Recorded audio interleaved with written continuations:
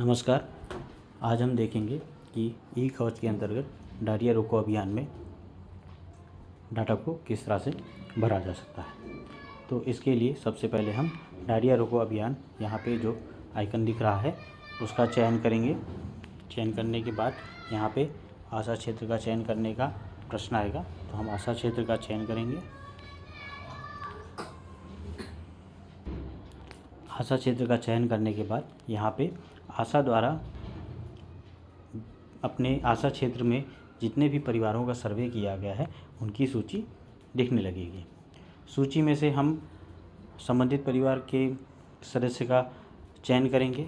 सदस्य का चयन हम ऊपर यहाँ मेंबर आईडी, नाम, उनके मोबाइल नंबर, परिवार की आईडी से भी ढूंढ सकते हैं और इस तरह से ऊपर नीचे करके भी ढूंढ सकते हैं। हम यहाँ पे एक परिवार के सदस्य का चयन करेंगे। अगला पे जाएंगे। अगला पे जाते हैं तो यहाँ पे हम देखते हैं यहाँ पे बच्चे की आईडी, बच्चे का नाम, उसकी आभा आईडी बनी है या नहीं बनी है, ऐसी कुछ सूचनाएं यहाँ पे दिख रही हैं। हम भ्रमण की तिथि यहाँ पे डालेंगे।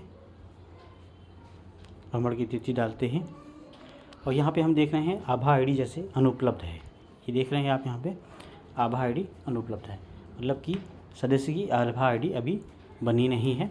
आभा आईडी हम इसके अगले पेज पे बनाने के लिए प्रश्न आएगा। हम यहाँ पे बच्चे की आभा आईडी अभी बना भी सकते हैं। बच्चे की आईडी अभी हम नहीं बना के हम अगले अपने डायरिया रोको अभियान की तरफ अग्रसित हो सकते हैं और हम चाहे तो यहाँ पे अगर सदस्य की आभा आईडी पूर्व से बनी हुई है तो ई कवच के अंतर्गत उसके डेटा के साथ जोड़ सकते हैं। हम यहाँ पे अभी के लिए छोड़ देते हैं, चयन करते हैं और यहाँ पे अब हम देख रहे हैं डायरिया रोको अभियान के अंतर्गत जो प्रश्न है उससे सूची दिख रही है। जैसे ORS का वितरण किया गया है, हाँ या नहीं भी सभी प्रश्नों का जवाब देना है। हाथ धोने का प्रदर्शन किया गया है, क्या बच्चा दस्त रोग से ग्रसित है।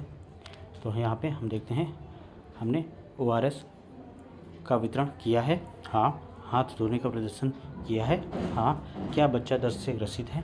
अब हम देखते हैं अगर बच्चा दस्त से ग्रसित नहीं है तो हम नहीं का चयन करते हैं, अगला पे जाएंगे तो यहाँ पे डेटा सबमिट करके फॉर्म को जमा कर सकते हैं। यदि यहाँ पर देखें क्या बच्चा दस्त से ग्रसित है, हाँ का चयन करेंगे तो अगला पे जाएंगे तो अगर बच्चा दस्त से ग्रसित है तो उससे संबंधित कुछ प्रश्न और आएंगे, जैसे कि क्या दस्त से ग्रसित बच्चे को 2 पैकेट ORS दिया गया है, हाँ का चयन करते हैं। क्या दस्त से ग्रसित बच्चे को 14 दिनों के लिए जिंक की गोली दी गई है, हाँ। क्या दस्त से ग्रसित बच्चे को में खतरे के निशान पाए गए हैं। अब यहाँ पे देखते हैं अगर हम हाँ का चयन करते हैं और अगला पे जाएंगे तो यहाँ पे किस प्रकार के लक्षण पाए गए हैं उसका चयन किया जाएगा। जैसे पेट की त्वचा चुटकी भरने पे धीमे से ऊपर आती है का चयन का हम अगला पे जाते हैं। अब क्या दस्त से ग्रसित बच्चे को कहीं संदर्भित करना है, कहीं रेफ़र किया जाना है, हाँ या नहीं पे रहेगा प्रश्न।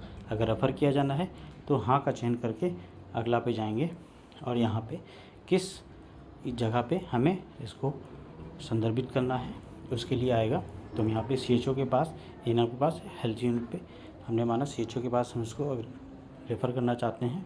हमने ये चयन करा माँ से कहीं कि रास्ते में उसको ORS का घोल पिला रखते हैं। हमने कहा है उनसे, अगला पे जाएंगे और डेटा को दर्ज कर सकते हैं। इसी तरह से अब यहाँ पे क्या दस्त से ग्रसित बच्चे में कोई खतरे के लक्षण नहीं पाए गए हैं, अगर हम इसका नहीं का चयन करते हैं अगला पे जाते हैं तो हम सीधे ही डेटा को दर्ज कर सकते हैं। इस प्रकार हम डायरिया रोको अभियान के अंतर्गत डेटा को भर सकते हैं। अब हम यहाँ पे ऊपर ये जो होम आइकन दिख रहा है उसके बगल में एक सर्कल गोल गोल आइकन दिख रहा है, उसके माध्यम से अपने भरे गए डेटा को सर्वर पर भेज सकते हैं। इसके लिए हमें इंटरनेट से कनेक्ट होना ज़रूरी है। अब हम आपको ये भी बता दें, यहाँ ई कवच में हम डेटा को जब भर रहे हैं तो हम बिना इंटरनेट के भी डेटा को भर सकते हैं, परंतु उसको सर्वर पे भेजने के लिए हमें इंटरनेट से एक बार अपने मोबाइल को जोड़ना पड़ेगा। मोबाइल को जोड़ने के बाद हम ये गोल आइकन को दबा के डेटा को इस प्रकार सिंक कर सकते हैं। यहाँ पे जैसे ही डेटा सिंक हो जाएगा वह सर्वर पे चला जाएगा और उसकी सूचना हम यहाँ पे अपनी कार्य की स्थिति में जाकर देख सकते हैं। जैसे कि हम यहाँ पे अपने होम आइकन पे गए और यहाँ पे आज के कार्य का विवरण, कार्य की स्थिति दिख रही है। हम कार्य की स्थिति पे जाएंगे तो यहाँ पे देखिए हमने एक सदस्य रुपेश कुमार श्रीवास्तव का डेटा भरा था, तो यहाँ पे ग्रीन टिक बन के आ रहा है, मतलब कि डेटा सर्वर पे पहुँच गया है। धन्यवाद।